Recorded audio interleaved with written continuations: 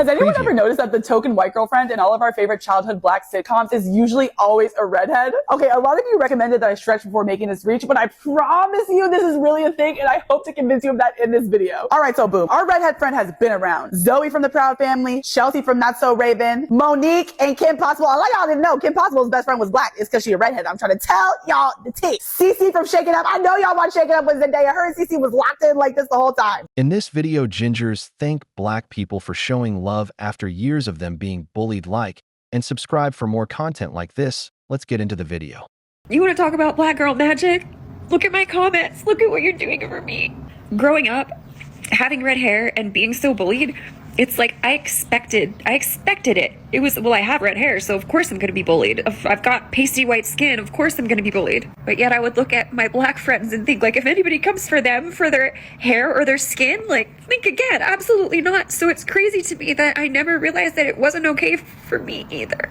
You're fixing something that you never broke. You guys are fixing something that it wasn't your job to fix. I literally feel more confident now. I mean, not now, but I feel beautiful. I feel people saying, welcome home, fam. And I'm like, I have family. I'm never again gonna freaking buy self-tanner. I'm not gonna be ashamed of going to the beach. I'm not going to be scared of letting my natural skin color shine through. Like, you're changing my life in all of my freaking 38 years. Like, thank you. Somebody said to me, it's not a trend, it's a movement. And I feel that. I feel that deeply because this is bigger. This is bigger than just some TikTok trend. This is changing people's lives, and I'm one of the people that's been changed. Saying thank you feels so little. It feels so small for what you've done for me.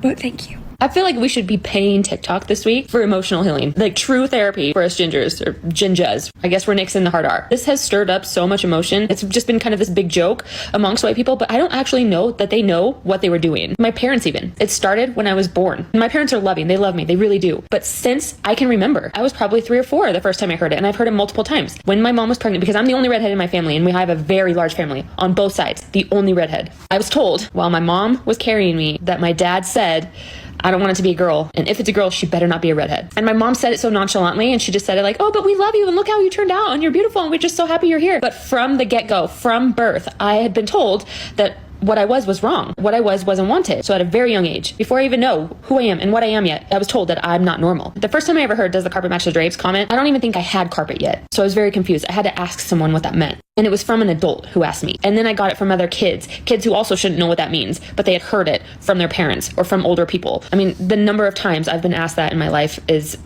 And this is what I'm talking about with other white people. Like, they didn't understand. They didn't understand what hearing that kind of shit means. Now that I'm much older, I'm much more confident, and I just don't give a shit anymore what people think. But here's the kicker. It still never went away fully. I have a 4-year-old son. He is now the second redhead in my entire family. So I was the only one. Until I gave birth to my son, I only have one child, and he is redhead. This is the fucked up part. When I was pregnant, I was saying the same shit. Fuck, he better not be a redhead. And my first fucking words when he was born, when the doctor asked, oh, who's the redhead? Because I was a C-section, so I couldn't see him. My very first fucking words when my son was born is, oh man, I was disappointed. And it makes me so mad that I did that because I know how much it fucked you up. And he's the most perfect child. Just thank you for validating us. That's all it is. It's just, I've never felt so validated in my own skin since this week. So I appreciate you. I said it once, and I'm going to say it again, and I'll say it again, and I'll say it again and again and again until it's understood. Yes, gingers are benefiting from this. For whatever reason, black people have chosen ginger people to be the subject of their show, of their magic power that they have. Their ability to just influence the world in whatever way that they please. And we have always known that black people and their culture have had this influence. They are the coolest people. They have the coolest music. They have the coolest phrases, the coolest style. We copy everything that they do. And out of nowhere, they decided to just cause the biggest wave of love and positivity that was going to heal millions of people. And they did it knowing that they could possibly get nothing in return. There was no, this wasn't an investment for them or anything. It wasn't like a scratch your back, I'll scratch, just for no reason. Just completely altruistically. And that has to be God. And that's why black people are God's people without a single doubt in my mind. Without a single doubt in my mind. I don't know what to say. I don't know the words to put into it. I hope I can. And this is what I want to say. And I'm going to steal it from the guy whose video I just watched. He said, if you are invited to the cookout, you are expected to be on the front lines. If you are invited to the cookout, you are expected to be on the front lines. And whatever that means to you, you better be there. All right. And I know that I'll be there. And I hope the rest of my ginger brothers and sisters who are benefiting from this movement better know that they better be there. All right. Hands down, better be there. And I just want to praise God, praise the Lord Most High for using black people once again to show his mercy, his grace, and his power. And for some reason, me and redheads alike are benefiting from it. And I will make it my purpose with the Lord as my witness to return this love, to share anything that I receive back to God's people in the name of Jesus Christ of Nazareth. And I need your guys' help to continue to help me. Show me how to do that, right? Show me what that looks like in my life to make this make sense for you guys. You guys have given us a debt, an unpayable debt that I am so grateful to have. Once again, bless you guys. I love you. One love. Oh man, another redhead crying and crying and gushing about being healed. I have so many emotions right now. I can't even process them all. The last 48 hours of my life, I've never felt more love in my life. It's so weird. It's so wild. You know? I didn't know there were so many. I mean, the redheads were so rare that I don't know any redheads. I don't have any redheaded friends, and I rarely see them.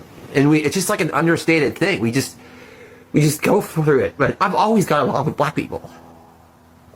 And they get it, man. It's like we can't talk about it. We can't even talk about it to them because they deal with racism, right? And we can't hold a candle. We can't even hold a candle to that. We have to just internalize it, and we don't talk to other redheaded people because it's just understood. It's just like, man, I have always hated my red hair, and I have never wanted to have a redheaded kid because of this. It's terrible. But anyway, the love is so good. So thank you to everybody who's on the train, on the TikTok Ginger train. And Red Velvet's lovely. I love that nickname. I'm on the fence about Ginger. I've never really, we just like being, just FYI, we like being called by our name. Like, my name is Alex. Instead of, hey, Carrot Top, hey, Redhead Dude, hey, whatever, just your name. Like, but now it's like, it feels good to be Redhead, finally. We get our day in the sun. Hopefully this lasts longer than 48 hours. My name is Sean, and I know I'm not black. I know if I lived in this body 100 years, I would still not know what it's like to be black. At the end of the day, I still cannot jump. Oh, and I am very, very corny, I'm sorry. I'm making this video because of all the love and all the stories have healed something inside of me. When I was in 2nd grade, I went to a private Christian, almost all-white school. I was forced to lick dirt by 3 boys. The first time I fought against it, I got a rock to my face, which gave me a swollen black eye. It happened a few more times after that. I'm very ashamed to say that my grandparents moved me in with them to a different part of the state where I started school again, and it started over again. There was the usual Carrot Top, Copper Top, Howdy Doody, Bozo the Clown, Ronald McDonald, Opie, which that one I got because it's just the intent. And then in 5th grade, yes, there was fire crotch, but what stuck with me was fireballs. So in front of the teacher, it was fireball. Outside of their sight, it was fireballs. I was told that no one would ever marry me. I was extremely fortunate and found my wife 28 years ago. And let me tell you, I punched way up from my weight class. With my chosen family, I did learn unconditional love from them. I had it, but I didn't love myself until this very week. I didn't think I was truly worthy of love. And I love you all. Thank you so much. Especially the black community. Now, a lot of those things left me shocked. The level people will go to show how much they do not approve or do not wish to have a child with red hair. And what does it remind me of? It reminds me about how a lot of them would discriminate against darker skinned people, melanated people. You know what, at this point, let me just play some people's reaction and commentary about this whole gingers are black situation. Has anyone ever noticed that the token white girlfriend in all of our favorite childhood black sitcoms is usually always a redhead? Okay, a lot of you recommended that I stretch before making this reach, but I promise you this is really a thing, and I hope to convince you of that in this video. All right, so boom. Our redhead friend has been around. Zoe from The Proud Family, Chelsea from Not So Raven, Monique, and Kim Possible. A lot of y'all didn't know Kim Possible's best friend was black. It's because she a redhead. I'm trying to tell y'all the tea. Cece from Shake It Up. I know y'all watch Shake It Up with Zendaya. Her and Cece was locked in like this the whole time. She's even been making appearances as a best friend to Latinx women as well. I know y'all remember Harper from Wizards of Waverly Place. And I know those are like outdated references, so like she's been around in some new series as well. Do y'all watch The Queen's Gambit? Elizabeth Harmon and Jolie from The Queen's Gambit. Best friends. I'm trying to tell y'all. She was even in Fate, The Winx Saga. There was black girl and redhead best friends. Outside of the red-haired best friend, have you also noticed that when a black actress is recast in a role that was played originally by a white woman, that white woman was usually always a redhead? We've seen it with Iris West, Mary Jane, Annie, and now The Little Mermaid. Y'all are trying to act like I'm crazy, but this is the real tea. I'm trying to tell y'all. Okay, so here's my theory. Back in Hollywood, redheads were originally typecast as Irish, whether or not they were. And historically, white Irish immigrants were treated terribly in America, just like black people. Well, not just like black people, but you know they were treated bad. And you know who can relate to that? Black people. And most refugees and Irish immigrants were loaded onto minimally converted cargo ships, some of the same ships that were used to transport slaves from Africa. They were herded like cattle, treated terribly. And you know who can relate to that? Us. Back in the day, redheads and Irish people were the only people that would even interact with black people on a human level because there was a lot of understanding between what the other was going through. And so no, I'm not saying both of their plights were the same, but they could relate to each other, and in Hollywood, they were both disrespected. So in cinema, black girls and redheads, which again were usually typecast as Irish, really got along, and that's why in cinema they were best friends, because in real life, a lot of them were actually very close. Think about when you were growing up. Think about the girl in your friend group. The redheads used to be around. They were around. And Hollywood was originally very averse to casting redheads in leading roles. And so if they were that averse to casting redheads in leading roles, it makes sense why they would replace these ones, which they were already skeptical about, with black women. Make the Notebook black. Make the Notebook black. Hashtag just make the Notebook black. Okay, so comment down below whether you think this theory is valid or if you think I'm actually insane. White people, what have y'all been doing to the ginger community, man? They running up to us, crying and hugging us and kissing on us and all that. Yo, listen, man, I didn't even know that was a problem. Sometimes you get caught up in your own discrimination and your own oppression that you forget that there's people out there going through their own thing, man. I didn't even know that was a problem. Y'all just be running around messing with everybody. You know what I'm saying? Crazy. How you gonna bully these people their whole life because their hair is red? I know it ain't all white people. I know there's some good white people out there. But y'all just be messing with people for no reason at all. Y'all messing with everybody? Have y'all noticed how quiet the non-ginger white people are being right now? Like, gingers are having a field day exposing these non-ginger white people. And it's hilarious, man. I know they're feeling some type of way. It's got to be shameful for you to see how these harmless jokes you used to make really expose how fucked up you guys were. And I haven't seen one apology video. I haven't seen anybody admitting that they were wrong because they don't take it serious. They still don't. They still think that this is a big joke to us. And it's not. It actually hurt our feelings. It actually made me very self-conscious. Like, I used to wear a hat. I went through an emo phase. I begged my mom to dye my hair black because of how much I got picked on for my hair. I hated my hair. Like, and I had no reason to hate it. It was only because of what other people were telling me. Like, and now I grow up and all these black women are saying my hair is beautiful, and I'm just shook because, like, dude, this is not how it felt when I was a kid. White girls used to call me ugly. Like, white girls used to tell me they didn't want to have a ginger baby. Man, I used to be called so many names. Fire crotch, freckle face, ginger, obviously, soulless. Man, they used to call me ginger fro because I had poofy hair. I didn't know how to cut my hair back in the day. My poor mom didn't know what to do with me. And yeah, dude, I used to get picked on so much for my hair. Do the carpets match the drapes? You know, you're cute for a ginger, you know, backing the compliments. I heard all of that. Kick a redhead day? Yeah, I got kicked. Yeah, I did. I was assaulted. And guess what? Kick a redhead day is not an actual day. It's any day any asshole wants to make up. Oh, today's kick redhead day.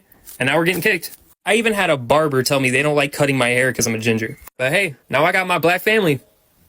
Now I got the people who actually love me and accept me. Joke's on you. Who's laughing now? Have we all forgotten that when Halle Bailey was casted as The Little Mermaid, ginger people came out in herds? Schools, if you will, to talk about how angry they were that she was casted because she was taking away their representation. Because me, I ain't forgot. And I hate to be the one to ruin this fucking moment, but actually I just lied because I don't hate to be the one to ruin this moment at all. My people forget and forgive way too easily and way too quickly. And what really kills me is y'all be ready to accept everyone except actual black people. There are black gingers, black people with red hair, and y'all be so quick to question their identity. There are black biracial people. People who are mixed with black and another race or races, y'all are quick to tell them that they're not black. But you see a white person with red hair and all of a sudden they're black? Are y'all okay? If you're taking this too seriously, it's just a joke. Some shit don't need to be joked about because what happens when it gets taken too far? What happens when a white person with red hair now thinks that they can say the N-word? What happens when they continue to Christopher, Christina, Columbus, Lopez everything and appropriate shit? Exactly. I'm begging y'all to wrap this shit up by noon 30 yesterday. Because this could go left real fucking quick. Because one black woman came on the internet and told y'all gingers that y'all was black. And now all of a sudden the whole ginger community is hyped up, right? And the comment section of these gingers are literally nothing but us in the black community giving them that validation. But y'all don't even give our own community the validation when they need to hear it. You got black women out here calling ginger white men black kings, but yet you don't even call your own black kings black kings. What? Y'all, as far as the black community, will do anything and everything to accept anything and everyone in our community, but y'all don't even accept us in our own community. A white person got a little two-step. Oh, you invited to the cookout. A white girl got a little black accent. Oh, you invited to the cookout. Like, do y'all hear yourselves when y'all say stuff like this? Do y'all really hear yourselves? Us redheads do not think we're actually or literally black. Let's just start off with that. We all own a mirror, and we understand we are the whitest of the white. This trend was not started by gingers. It was started by one black woman when other members of the black community got on board with it. We saw it, we appreciate the inclusion, and all of us, including myself, have just been making fun videos. I feel like it's been a fun time from both sides. Now, that is to say that if you are a part of the black community and you want no part of this, you think this is the stupidest thing ever, you're against it, that's okay too. The black community owes us nothing because while we may have some beautiful locks of hair, we are still, in fact, for 99% of us, we were on board with it and was like, yeah, we are black, let's go. And again, it wasn't about actually being black. It was about being included into a community that we already felt included into and comfortable with. And as I said, the black community owes us nothing. So for them to welcome us with open arms felt very healing to a lot of us, but also validating at the same time. And I do know that there has been a few videos that were racist and not okay, but for the bulk of them, for the bulk of us, we've all just been excited and happy to be here. And I'm serious. I will come to a cookout. You don't want me to bring any food, but I'll bring the booze. And for the who keep having comments warning of us of the black community like we've never interacted with them in our lives, be fucking for real. It's 2025. The reason we were so quick to switch sides, our bags were already packed. We were ready to go. I feel safer in a room or a crowd of black people than I will ever feel in a room of white people, and that is sad. I can't speak for all gingers, but for this one, the thought of them flipping the script or changing things or like all of those things using us, that's never been a thought because that's the experience that we've had with not black people. We still know our stance. I will still walk into a room and have white privilege. I won't be scared when a police officer pulls me over. The maternal mortality rate for gingers is not gonna change. We are all having a fun time, but I also know that there's very real things at play. And that's why I don't get upset when someone in the black community is completely not okay with this. Why would you be? How many times has us acted like we were allies and then flipped the script? And as redheads, we have to be careful about the jokes we make. And while some of the things are funny and it's a great time, there is a very real issue underlying all of this. And it's an issue that us white people started. It took one woman to come on here and say, gingers are black. For y'all to believe, finally, that I'm black, that's crazy, bro. I have two black parents. Two parents darker than me. And nobody was believing me until this lady, shout out to her though, shout out to her, until this queen, let me fix that. This queen came on here and said, gingers are black. Shout out to her, you know what I'm saying? Shout out to the gingers around the world, white, black, everybody. Shout out to y'all, man. I grew up hating my freaking freckles. You know what I'm saying? They was calling me a ripe banana. I got called fire crotch, Sinbad, Jadena, any name in the book, I heard it. Finally, we getting some love. Damn. Cause a bitch is black. Don't hate because I'm black and you not. Okay? Bye. What's up, guys? While I'm waiting here, I thought I would chime in on the TikTok phenomena that is saying redheads, gingers, are honorarily black. My 2 cents on this. Just a quick story. So I grew up in a black neighborhood. I went to an all-black school for a while, and I would just like to say that while I lived in a black neighborhood and I went to an all-black school, I never got bullied, I never got othered, I never got made fun of. If anything, everybody was always cool to me, treated me like everybody else. My mom's best friend was black, and her and her family were always like super nice to me. But when I went to the all-white school, that's when the bullying started. That's when the othering started. You know, people would call me ugly pretty regularly. I got bullied pretty fucking hard. And a lot of the times it was making fun of me for my hair and my freckles and, you know, being a pale person and whatnot.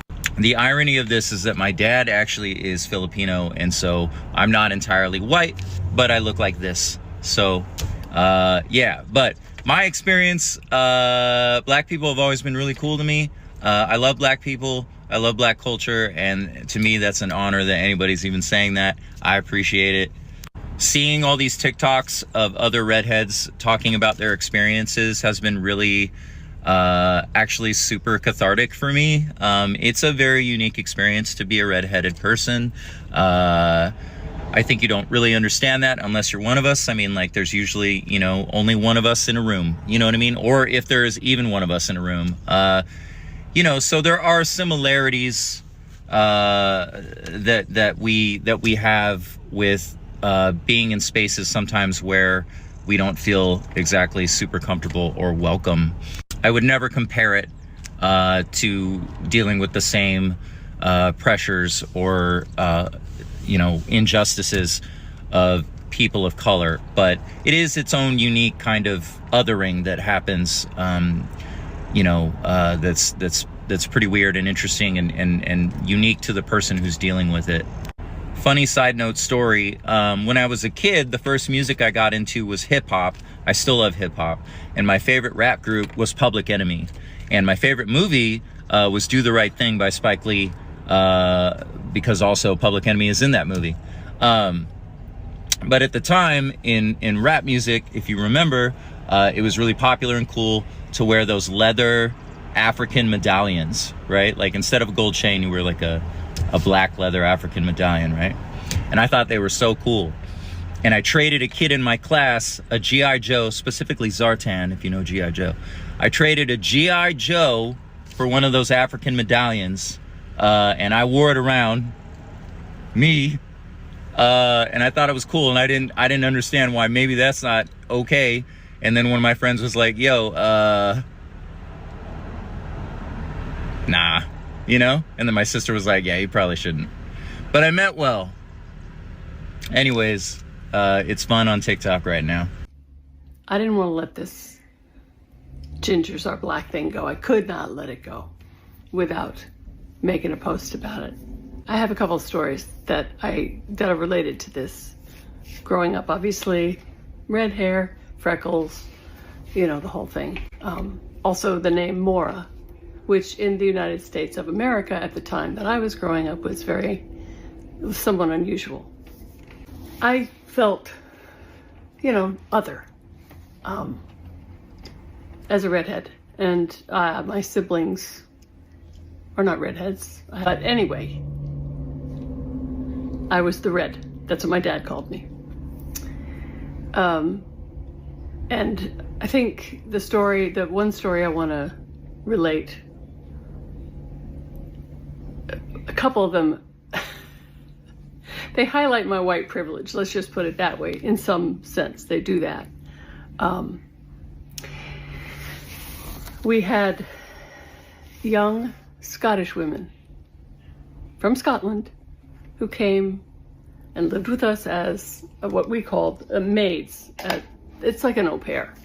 So there was an opportunity for these young women to come to the United States and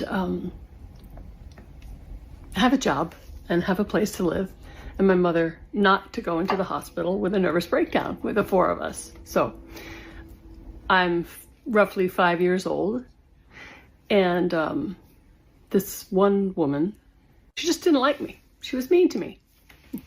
You know, brushing my hair at night, the ritual at night was like, my hair. I was crying always. And of course, I don't know if you know this, but redheads have a higher sensitivity to pain. One New Year's Day, I remember I had to be about 5, I'm going to guess. She came into the room and saw me, and she screamed at the top of her lungs and turned around on her heel and ran back out again. And I was like so stunned and frightened. I didn't know what had happened. And it turns out it's very bad luck to see a redhead first thing on New Year's Day. It bodes ill for the rest of the year. That's a Scottish superstition. Confirm this for me, please, you Scottish people, if this is true. But anyway, that was my experience. She screamed and ran from the room when she saw me. And I had to have, you know, she had to explain it to my father, and then I had to be placated. I was very upset. I was very sad. She was upset. She was, it's like, I've ruined her life. Wow. I was 5. Later, several years later, my parents divorced, and my father moved to Michigan, and the way we got to see him often was vacations that involved business trips for him. And one of those vacations was at a big hotel up in northern Michigan, the Grand Hotel, if you've ever heard of it. Back in the day, the tradition was that they had the wait staff was all black people. I guess it was kind of like, let's like make America great again. Yeah, it was like hearkening back to when the servants were all black people. Now, I probably was about 9 at this point, maybe. That was not lost on me. I was starting to get some consciousness of things of that nature. But there was one waiter in particular who was very friendly and very outgoing, and he was nice, and he was nice to us, and he was really nice to me. And he made a comment one day that he put his arm up next to mine, and he said, "You got me in spots." And I was like, okay, I'm good. I'm gonna be all right. That acceptance from this total stranger meant a lot to me. You know, moving forward, of course, I grew up in the 60s with the music, and my favorite music was Memphis Soul and Motown and whatnot, you know, and all that entails. And I just,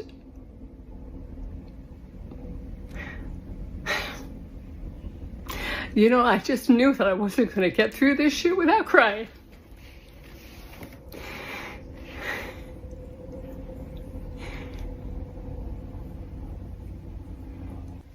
Hearing the stories, listen, I didn't go through some of the hell that a lot of redheads went through, and I certainly didn't go through anything like what a black person would have to live through. But it's touching. And that alliance of gingers and black people, I think, we could start to get somewhere with that shit.